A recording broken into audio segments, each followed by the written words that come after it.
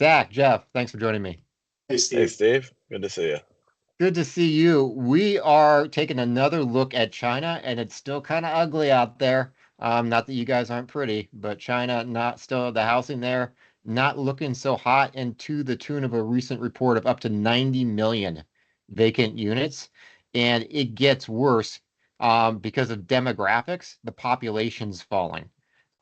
So, and a lot of those units were built in third, fourth, fifth tier cities where the population isn't just falling in general, but people are moving out of those struggling economic areas for other places. So we're not so much talking about Shanghai here, or Beijing or Shenzhen. We're mostly talking about cities nobody's ever heard of with units in the tens of millions that nobody's living in. Some of your thoughts on what's looking like maybe the biggest housing bubble in history unwinding here. Uh, what do you say? No one wants to be in those cities. How do you entice people to come back? I think It's it's like, more a question of is it really? I mean, it's just a road to nowhere, right? Like you're building something that could support the entire population of some countries, if not a lot of countries, yeah, and your own population doesn't even want to live there. I mean, it doesn't say much about your growth or your growth strategies or how you're actually still some power to the world. I don't get it. Yeah, and to give a well, stat to that, because of the one child policy largely, they did some other dumb stuff too. I'm just going to call it out. Population expected to fall by 204 million people over the next 30 years.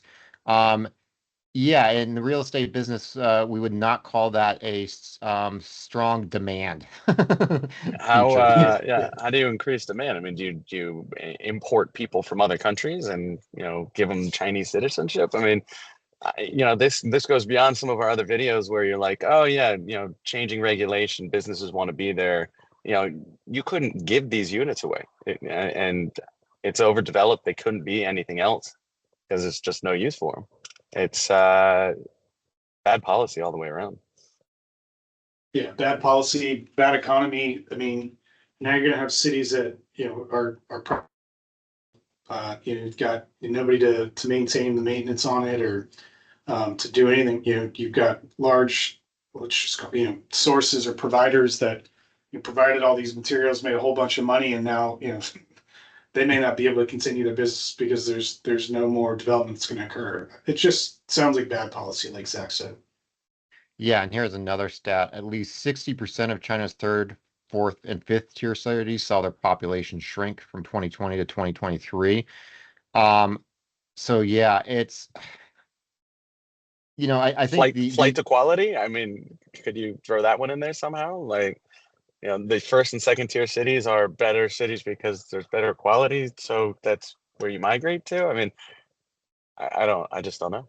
Well, if China's smart, which you got to assume that to some degree they've got some smart people, what they'll do is they'll force some of the population to go to those areas. It is a communist country, and they'll force them to populate the cities. But Yeah, well, I think it's going to get interesting in terms of how they force them to have babies, because that's not even a joke. We're talking about a country that was doing forced abortions. So I think it could get interesting in terms of how they a totalitarian state that was okay with doing forced abortions to keep population low. What is it going to do to drive demand for empty real estate, and not just demand for empty real estate? You need bodies for your military, you need bodies for your factories. This is more than just a real estate problem, although you're certainly on the economic front. The real estate market's one of the biggest places you're seeing it, but I think things could get a little interesting over there. So, well, Steve, what you're saying is, we'll give you a one house for every baby you have. I mean, what's the new policy?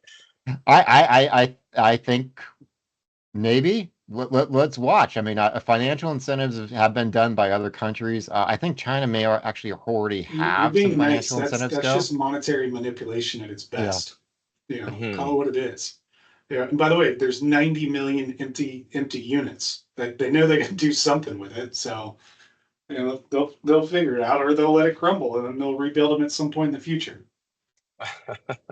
Yeah, I think it's going to keep staying interesting over there. And I know they did a big stimulus project that a lot of people are excited about. It's probably going to help some facets of the economy. Um, I just this one just looks unfixable, and it's making 2008 really look not that bad by Well, I comparison. mean, isn't this stimulation at its best too? I mean, like stimulus on stimulus on stimulus. I mean, it's like stimulus on, on steroids. So I don't know. I don't get it. Somebody smarter than I am, or maybe not. I don't know. I don't get it. Yeah, well, we'll keep an eye on this one as it's in the headlines because although we have no plans of participating in the Chinese real estate market, No. um, it is an interesting headline, and it is possibly the biggest property bubble in real estate history. So I think it bears, if for nothing else, than historical reasons, keeping a little bit of an eye on. Yeah, we will. Okay. I'm sure.